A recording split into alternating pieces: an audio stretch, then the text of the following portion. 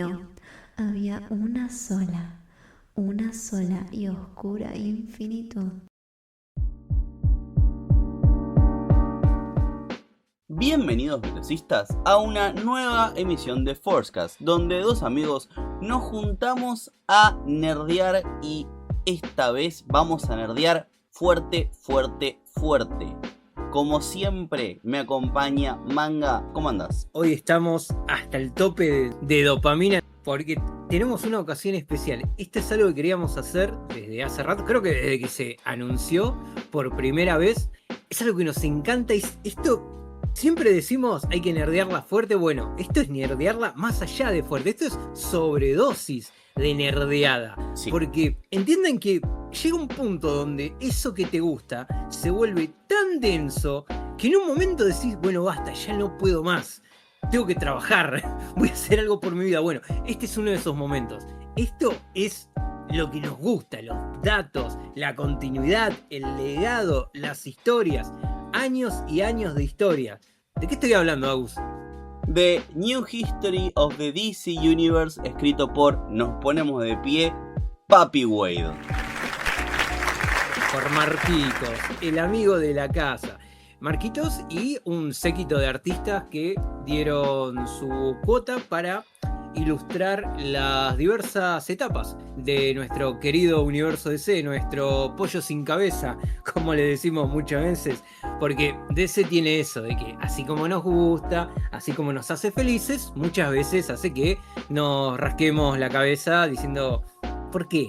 ¿Por qué haces esto? De hecho, yo recuerdo que hace unos años había una página que tenía un contador de hace 0 días que DC hizo algo estúpido. Y créeme que constantemente estaba en 0 o 1 o 2 y siempre pasaba algo.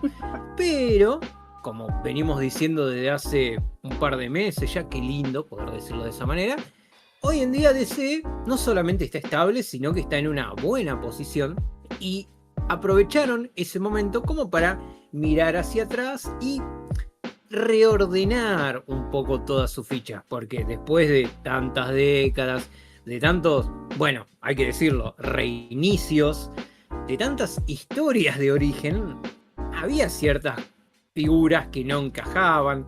Nuestro amigo Marquitos se tomó el trabajo de anotar todo eso que sabe, porque claramente el tipo vive y respira cómics, porque esto ya lo había hecho, y de hecho no solo lo hizo en DC, lo hizo también en Marvel. Algún día vamos a hablar de ese otro trabajo que hizo en La Vereda del Frente, y lo ordenó.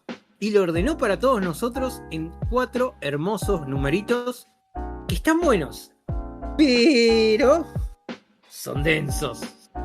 No les obliga. Marquitos tuvo la titánica tarea de ordenar casi 90 años de historia. Año más, año menos, en publicación. En historia del universo se fue hasta el Big Bang. En ese caso, bueno.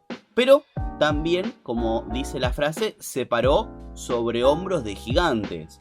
¿Por qué esto se llama New History of the DC Universe? Porque es la nueva historia. Es como el Nuevo Testamento. Si hay un Nuevo Testamento y un Antiguo Testamento, bueno, en ese caso sería el History of the DC Universe, que salió para los 50 años de DC, justamente con Crisis en Tierras Infinitas, que vino a reiniciar todo y vino a reordenar la historia y DC. Entonces Wolfman y Pérez agarraron ellos dos solitos, con ayuda obviamente, pero están ellos en la cara, Wolfman en texto, Pérez en dibujo, magistral, y se hacen una revisión de toda la historia hasta Crisis en Tierras Infinitas, porque este History of the DC Universe salió en 1986. Ahora bien, acá hago un paréntesis hacia él. Vamos a chupar las medias a Marquitos. Marquitos, Wade, había hecho un pequeño laburito allá en los 90, y cuando digo 90 digo 86, que tomó todo el trabajo de Crisis en Tierras Infinitas y se puso a hacer un índice de la historia. O sea, te cuenta todo Crisis en Tierras Infinitas en un issue. Un issue que es texto y covers. O sea, es un cómic que no tiene dibujos. Es como... ¿Cómo? No importa. Vos decís, vos seguí. Y por otro lado, tiene un índice de los crossovers de Crisis que no se suelen vender con la historia principal, sino que, por ejemplo, es muy conocida la versión de SC, tapa dura, ultra, hiper absoluto en 25 tomos de Crisis, con los quichicientos crossovers que tuvo en el 85 y 86 con todas las historias habidas y por haber. Bueno, Marquitos se sentó y dijo, bueno, acá pasa esto, acá pasa esto, acá pasa esto, acá pasa esto. Con ese tono. Con ese tono. Sacó otra revista, también texto y covers, con los crossovers de Crisis en Tierras Infinitas. Cuando yo descubrí eso, que fue uno de los primeros laburos de Waid, dije, yo necesito tener eso. Y obviamente lo agarré y lo compré. Y estas revistitas coloradas, revista ochenteras, son hermosas. Punto 1. Punto 2. History of DC Universe es un prestige, ¿sí? Tapa cartoné, no tapa blanda, no tapa dura, es un cartoncito muy lindo que tiene grandes dibujos y tiene una linda prosa. Omnipress lo editó en conjunto con la historia de Crisis en Tierras Infinitas en todas las últimas ediciones, ¿sí? Incluyendo la última que sacó hace unos meses, cuando están escuchando esto, que es tapa dura deluxe y es tremendo, que incluye un Legends of the DC Universe que tiene que ver con Flash. Interesante. Le tengo unas ganas a esa edición que no te das una idea, pero ya tengo Crisis más de una vez. Yo la tengo de OVNI, la versión anterior. La tengo facsímil cuando la sacaron el año pasado. Y algunos issues los tengo originales de los 80. Oh, qué lindo. Tengo ganas de terminar los originales. Tengo ganas. No te voy a decir que tengo 3 veces Final Fate of the Flash, pero lo tengo 3 veces. Pero ese era obvio. Si yo tenía que apostar qué número tenías de ahí, iba a decir ese y más de una vez. Y el 1 creo que también lo debo tener 2 o 3 veces. Te digo, es un lindo pedazo de historia comiquera, sí, tener los números originales. Y de hecho, ahora que hablamos de historia de comiquera, Waid incluso después siguió haciendo esto, de recapitular historias. Creo que en uno de los flashbacks que habíamos hecho, mencionamos un cierto texto de cierto Marquitos que se llamaba Flashback. Así que el tipo no es ajeno. No es ajeno a la historia. Estos resúmenes. Claramente le gusta, le fascina. Y de hecho, él ha aportado grandes capítulos de la historia de DC. En cierto punto me causa gracia porque esta miniserie también te sirve como para tener una idea de qué es canon y qué ya no es tan canon. ¿Por qué? Porque hoy en día básicamente te dicen todo cuenta. Bueno, perfecto, pero algunas cosas cuentan más que otras. Y otras, bueno, tenemos que decir que sí, pasó en este año, pero en realidad pasó antes que esta otra cosa que vos suponés que en realidad era posterior. Es medio una ensalada. Si yo tengo que llorar algo, es que me descanonizaron la Tierra 2 de Flash de Dos Mundos. Bueno, pero ahora eso no es. Sí, estaba ahí, Keystone. ¿Cómo que estaba ahí? Sí, vos fijate. Pero, vos fijate, te dije. Bueno, está bien. Y es un poco el problema. Es el problema que tuvo Flash de Dos Mundos desde Crisis en adelante, ¿eh? Desde Crisis en adelante. ¿Qué pasó ahí? Y bueno, me crucé con Jay. ¿Cómo? No importa. O sea, hasta Barry a veces dice, no preguntemos. Bueno, post-crisis pasaba mucho esto de siempre hubo un solo universo, pero hace unos años el cielo se puso rojo y pasaron tantas cosas. Uy, si te dijera todo lo que pasó, ¿hubo otro universo? No lo sabes, ¿verdad? No me contaron. A ver, la incógnita ¿de qué murió Barry? Como un héroe. Como un héroe. La patria lo recuerda como un héroe.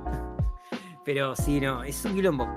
A ver, y es entendible. Estamos hablando de una compañía, como vos bien dijiste, con casi 90 años de historia, con una enorme cantidad de autores. Es prácticamente un trabajo imposible de realizar. Y en ciertos puntos, esto que de vuelta es un trabajo enorme, una odisea por sí sola, flaquea. Poquito. Hay ciertos puntos donde decís, claro, no, son poquitos, son uno o dos. Y que ya eso de por sí es como, bueno, sí, en 90 años solamente hay una o dos cositas que no tienen mucho sentido. Para mí está perfecto. Sí. Es lo más cerca que hemos tenido de una continuidad firme dentro de DC. Recordame, porque ahora no lo tengo en la mente. Salió el primero y un par de semanas después salió DCKO, ¿verdad? ¿Puede ser? Más o menos. No.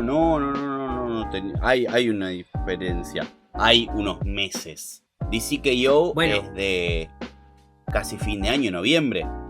Y esto más es mitad. o menos. ¿Y esto? Junio, julio. Pero ponele que para esta época ya había quizás un concepto de lo que iba a ser ese evento. Sí, de hecho el número Ponele. 1 termina. No, el número 2 Es verdad. termina con El la número- línea de tiempo. No, el Tenés número 2 también razón. termina con Superman. Te vende, va a pasar esto. Va a Bueno, venir un Omega. Pero no. En el número 1 de DCKO te hablan de otras fuerzas que estaban desde el comienzo de la creación que acá no aparecen. Y es como, che, pero si sabías que Mark Waid estaba trabajando en esto, ¿no podías haberle mencionado eso? Bueno, el 4. ¿Qué sé yo? El 4 termina con la propaganda de DCKO.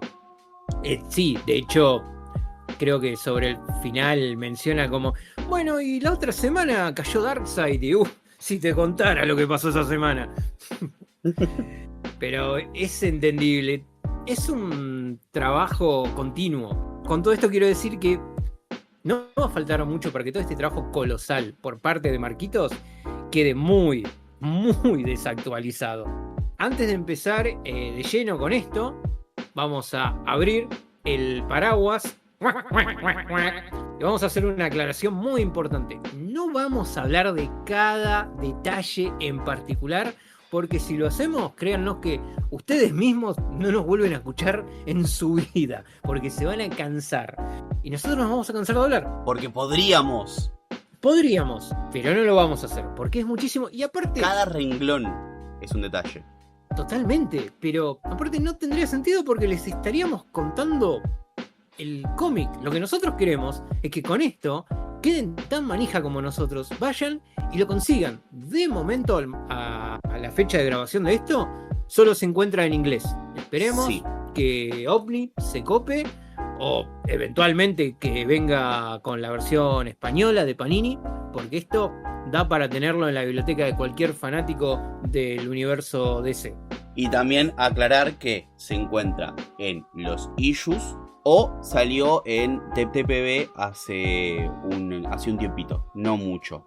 Es verdad, creo que hace un mes más o menos, un poquito menos. Sí. al Porque momento recuerdo de- que Mark Waid lo estaba promocionando. Así que bueno, ahora a esperar. Yo me recopo, si OVNI lo edita, lo compro. No hay duda. Lo compro Sí. de vuelta. Sí, es que da para tener. Aparte, si viene en tomito todo junto, probablemente al final tenga las tapas alternativas, porque hubo un Uf. montón. Y hay cada una que es una obra de arte. Sí. Obviamente Dan Mora, que tiró magia para todos lados, viene tirando magia. O sea, el tipo la rompe. Y encima las variantes de Dan Mora eran como por personaje por etapa. ¿Empezamos? Un poquito. Dale. Vamos despacito. Empecemos por el principio, diría Dorothy. Y el número 1 arranca con el Big Bang. Así se fue. ¿Viste el principio? Bueno, un poquito antes. Esta historia la cuenta el mismísimo Barry Allen. Hace de las veces de contador del cuento porque él es el que más viajó en el multiverso.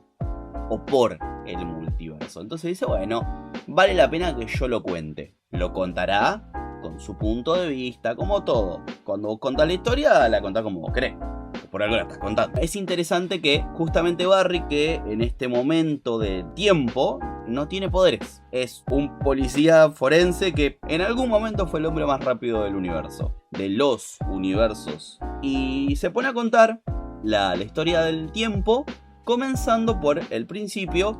Y como habrán escuchado al principio del vivo, que esto está agregado, hay como una frase que se decía en Crisis en Tierras Infinitas, que es: al principio hubo un simple universo. Bueno, acá arranca parecido. Dice: al principio estaba la fuente. La fuente es una invención nueva. Bueno, ahí ya te marcan: acá vamos a reestructurar todo. Y arranca con Perpetua, con los monitores, con el Warforger. Son personajes que, bueno, los monitores no, y el antimonitor tampoco, pero el Warforger y Perpetua son personajes modernísimos. No modernos, modernísimos. ¿Qué es? Scott Snyder, ¿no? Sí, son de nuestro amigo el falopa Scott Snyder, al cual le mandamos un abrazo y que nos regale un par de muñequitos con los que escribe sus historias. Acá quiero hacer un comentario con esto que bien decías. Acá te demuestra que a Waid realmente le gusta la historia del universo, porque él tranquilamente podría haber hecho la gran cabeza de tacho que hacen muchos guionistas. Si yo tuviese una fracción de la creatividad que tienen hasta los peores guionistas de esta empresa, haría lo mismo que ellos. Y podría haber hecho la simple de decir: yo no leí esa parte, la verdad no me importa, no lo voy a mencionar. Y sin embargo, Mark Waid lo hizo. Porque el tipo lee su trabajo, lee el trabajo de los otros. Seguramente algunas cosas le gustan más que otras, pero todo lo que es relevante lo va metiendo. Esto, que son personajes relativamente nuevos, te los mete al comienzo de la creación, porque va de la mano con la continuidad actual. Claro, que, a ver, uno puede decir: ¿son relevantes o no son relevantes? No importa, como están dentro de la historia, los tenés que mencionar y tienen que estar ahí. Y Mark Waid lo sabe. Mark Waid, ponele que le guste o no el concepto de Perpetua, que cuando apareció en Metal fue un ¡ay, Dios! Pero como está metido en el universo... Sí, solo eso porque soy bueno. ¡Ay, Dios! Me arruinaron el cómic. Pero bueno, como está metido dentro de acá, lo tenés que meter en ese lugar. Y Mark Waid lo sabe y dijo: va a donde tiene que ir. No, para mí Mark Waid acá está haciendo un trabajo súper objetivo. Algunas decisiones las toma media chusca, pero más adelante. Pero para mí está haciendo un laburo muy objetivo, porque además de la creación, arranca con los Endless. Que ponele que decís: che, pero eso no es DC, eso es Vértigo. Es DC, papi. Sandman, Easy. Neil Gaiman, es DC. Mal que le pese a alguno, que lloren: ¡ay, está cancelado! Sí, pero bien que te vas y te compras Sandman y ¡ay, leí Sandman! Bueno, amigo, ahí está, al principio del universo también, los 7 Endless. Y está tremendo. Algún día tenemos que hablar de Sandman. Sí. Yo me recopo hablando de eso. Justamente, arranca por el comienzo, te cuenta cómo empieza la creación, desde la fuente, con las manos, con los monitores, con todo esto, y después te dice: y después de eso empezaron a aparecer las primeras entidades cósmicas, los Endless o los Eternos, que son 7 aspectos distintos de la vida. Después te habla de lo que empieza a ser el primer cielo, el primer infierno. Sí. Te habla de Lucifer, te habla del origen del espíritu de la venganza, del espectro, de Eclipso. Que Eclipso originalmente era un ángel caído. Claro. Y a lo largo de la historia va a ser uno de los tipos más molestos de todo el universo DC. Tal cual. Creo que Eclipso le pelea cabeza a cabeza a Vandal Savage en ciertos momentos. Porque, ¿y qué pasó en esa época? Vandal Savage. Y 100 años después, Eclipso. Y se van turnando. Y mira, y te digo que Flash le rompió con los dos. Pues, uy, Eclipso. Uy, Vandal Savage. Uy, Eclipso. Uy, Vandal Savage. Sí, es que si hay un personaje o personajes que se tendrían que haber cruzado con ellos, tendrían que ser los Flashes. Sí, igual y más que nada. Pero avanzando un poco en lo que es la misma cronología del universo, te habla también del origen de los guardianes del universo, cuando recién habían aparecido, cuando eran los maltusianos. Sí. Cómo eventualmente dominaron su propia evolución, se volvieron... Bueno, Mark Waid te dice que son inmortales, para mí son longevos, porque más adelante pasa algo que prueba que claramente inmortales no eran. Pero terminaron siendo las primeras criaturas humanoides de este universo. Ya había seres vivos, pero ellos fueron los primeros con más o menos forma que podríamos describir como humana. Y como fueron los primeros, tuvieron esa suerte de obligación moral para llevar el orden al resto del universo, que todavía era joven, y como era joven, era un quilombo. Y estaba vacío. Y estaba vacío de vida avanzada. Sí había vida, Sí. pero había mucho caos. Y por eso lo que mejor se les ocurrió en ese momento fue crear a los Manhunters, a estos robots que trataban de cumplir las órdenes de sus amos, de llevar el orden a cada mundo que encontraran, pero que como justamente eran robots y no podían discernir del todo entre lo que era el bien y lo que era el mal, eventualmente se convirtieron en una amenaza, como todas aquellas que ellos intentaban evitar. Esto eventualmente derivó en la creación de los primeros Green Lantern Corps, una vez que descubrieron lo que era el espectro emocional, con todas sus otras variantes. Eso fue un retcon de muchos años más adelante, pero que Waid se encargó de meter dentro de su lugar, dentro de la cronología, y de a poco empezaron a aparecer las diversas fuerzas dentro del universo. Tenías, por ejemplo, lo que era el mundo que eventualmente se convirtió en Nueva Génesis y Apocalipsis, el mundo de Urgrun, donde había esta suerte de dioses medio nórdicos falopa que tuvieron su evento cataclísmico, su propio Ragnarok, en el cual perecieron la mayoría, y los que sobrevivieron se separaron en estas dos fuerzas de la luz, como el Alto Padre, High Father, y fuerzas de la oscuridad, como nuestro amigo Juan Carlos Darkseid, que últimamente está en todas partes. Claro. Bueno, cabe aclarar que toda esta etapa nos ponemos de pie gracias a Jack Kirby. Sí, todo lo que es los nuevos dioses, Jack Kirby. El cuarto mundo. El cuarto mundo, que de hecho se menciona literalmente, se refiere a el cuarto mundo. O sea, está estéticamente incluso es hermoso. Ese Darkseid que aparece en la página donde te cuentan toda esta historia es un Darkseid kirviano. Sí, claro. Los Kirby Dots de fondo, pero incluso la misma pose, eso que tenía Kirby que te los hacía. La cabeza de Tacho. La cabeza de Tacho y esto de doblar los brazos y las piernas, cual Motu. Sí. Era muy de él, y se nota cuando algún artista trata de imitarlo, con todo el respeto del mundo. Claramente está ocurriendo en este caso. Pero es que sí, no podés contar la historia cósmica de DC sin hablar un poco de todo ese conflicto, que eventualmente tiene tantas repercusiones a lo largo de la historia.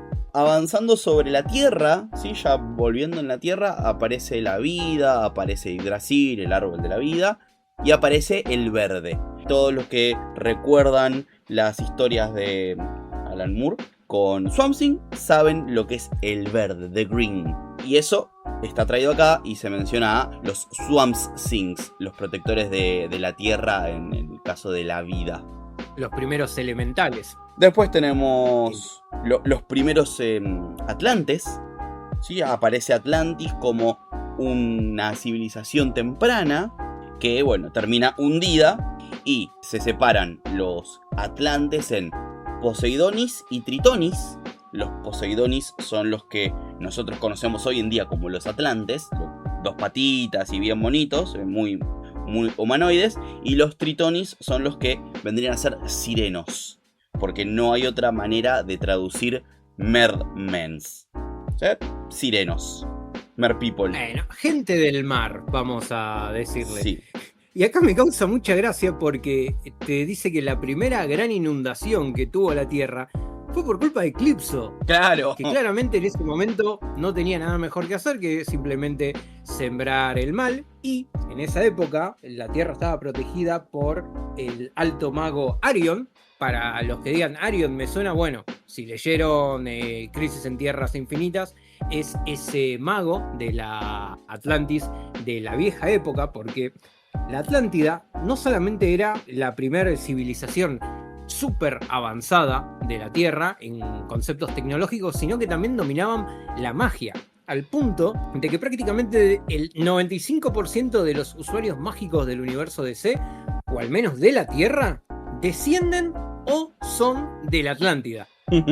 Lo cual deja a Arthur en posición de, o sea que son todos primitos míos. Y... Algo así. No, pará. O sea que por leyes antiguas, él sería el rey de la magia. Básicamente. Esto me genera muchas preguntas. Sí. Pero, por ejemplo, una de las tantas preguntas en este punto es: ¿eran todos avanzados en la Tierra? Y no, la verdad que no. Los únicos avanzados eran los atlantes. Y cuando se cayó todo, bueno, algunas tribus se fueron expandiendo a lo largo del mundo, fueron compartiendo su conocimiento, pero muy de a poco, porque en general el ser humano todavía era muy primitivo. Y en esta época es cuando, por ejemplo, aparece el personaje de Antro, uno de los primeros héroes.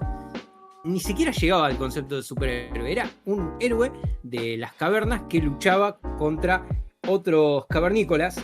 Y de hecho, acá aparece el otro amigo de la casa, el querido Vándalo Salvaje, Vandal Savage, cuando aún era simplemente un troglodita con un mazo y una barba bastante envidiable. Sí, sí.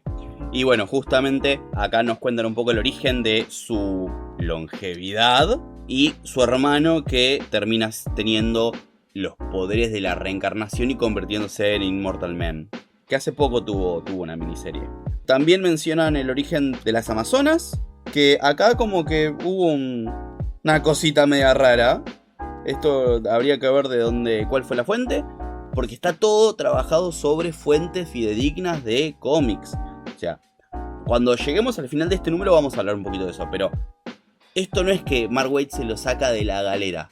No, es como si esto tuviera una norma APA. Faltaría el numerito. Bueno, esto está sacado de tal issue, de tal año, de tal número. Y es tremendo. Avanza también contando sobre la magia y sobre la Roca de la Eternidad. Entonces nos cuentan un poco de la historia de los magos, de Black Adam, de cómo se corrompió y quedó ahí en la corrupción. Pero la magia no solo se limitaba, por ejemplo, al grupo de la Roca de Eternidad y toda la tragedia que eventualmente derivó en la expulsión de Black Adam. Por otro lado tenías a Naboo, el sabio, que era parte de los señores del orden, una de las primeras razas inteligentes del universo, que, como el nombre lo indica, intentaba llevar el orden al resto de los mundos. Naboo llegó a la Tierra y, entre otras cosas, sus conocimientos se basaban todo en el arte de la magia, con lo cual utilizó los mismos para dar forma al objeto que eventualmente se convierte en el origen de la mayoría de las versiones de Blue Beetle, un artefacto extraterrestre, el escarabajo de Skarri, que fue remodelado, podríamos decir, como un... La palabra no es artefacto, como un tótem, tótem mágico.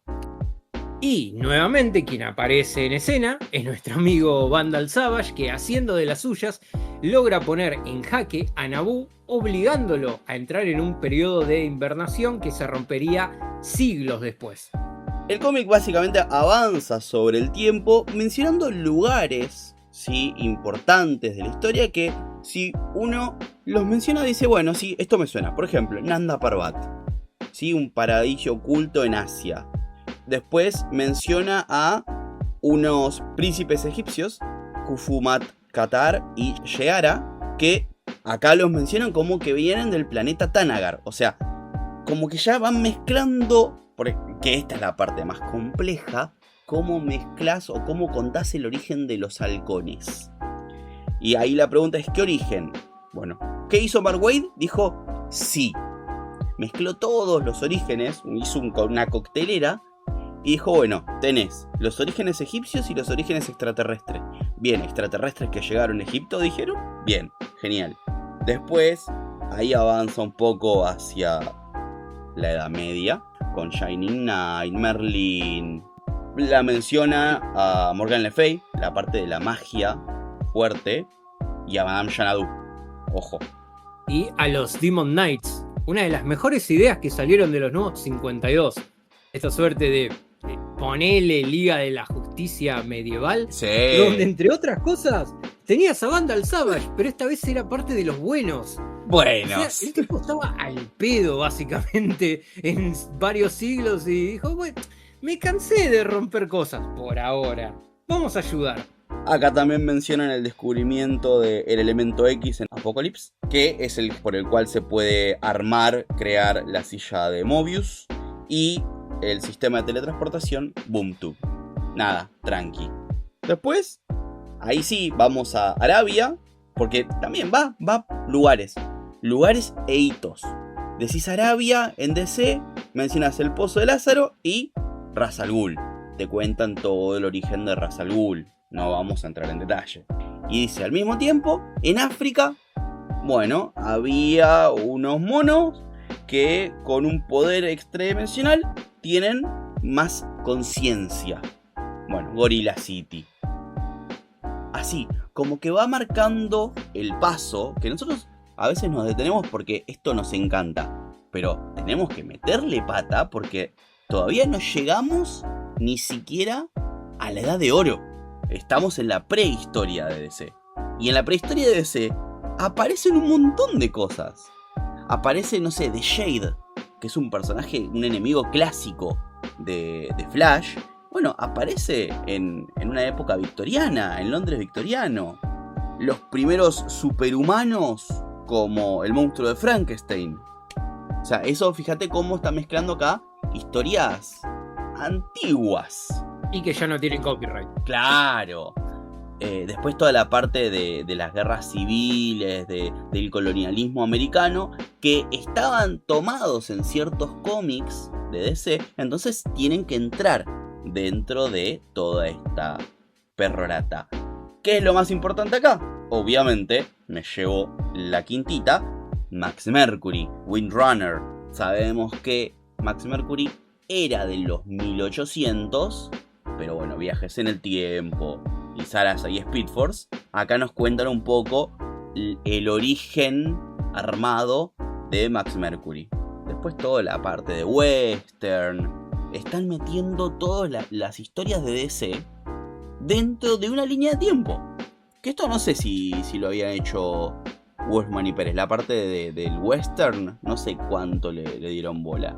Mencionan los sucesos del número 1 de Sandman, como Roderick Borges capturó el sueño, un poco el origen de Ken Nelson y de Dr. Fate. El origen del primer Sandman, incluso. Teniendo pesadillas con Sandman. Claro. Con el Dream. De hecho, los primeros pasos hacia lo que eventualmente se convierte en la Era de Oro. Claro. Y recién acá, más o menos, empieza lo que nosotros conocemos como la Era Heroica.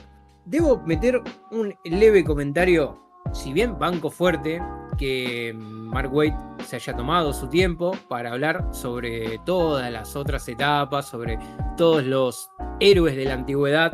Me la bajó un poco que al momento de hablar de la Sociedad de la Justicia Americana no los haya ido introduciendo uno a uno, aunque sea. Es que no tenía tiempo. No te digo una página para cada uno, pero tampoco me diga, bueno, y eventualmente el gobierno decidió juntar a varios de estos personajes pintorescos, entre los cuales estaban los que ustedes conocen. Es que yo creo, a ver, un poco también todos sabemos quién es la Justice Society, pero nadie sabe quién era, cómo son los 23 que están acá en la página del western. Porque es así, y ahí es un una página completa. Acá sí es media carilla, un equipo reducido de la Justice Society, Jay-Z en el casco puesto como que es irreconocible, tipo genérico con una remera de un rastro. Sí, porque a Alan Scott le sacás el antifaz y lo reconoces. No, obviamente. Y acá como que va, Mark Waid empieza a acelerar. Y empieza a acelerar ya con retcons. Porque empieza, no te digo la Injustice Society, sino la que aparece de Jones. La creación de Tim Sheridan con Red Lantern. Y esto es 2023. Tenemos mucho retcon en esta parte. De vuelta vuelven a mencionar a los halcones, Johnny Thunder con el bolígrafo. Acá sí le hacen un saludito a Geoff Jones y meten a todos los chicos perdidos. O sea, básicamente esta página, el 80% de la página está doble, es de los Lost Children que trajo Geoff Johns, junto con Boom, Molly Pitcher y algunos personajes que no quedaron en nada y otros que empezaron a aparecer en otras historias. Wizkid.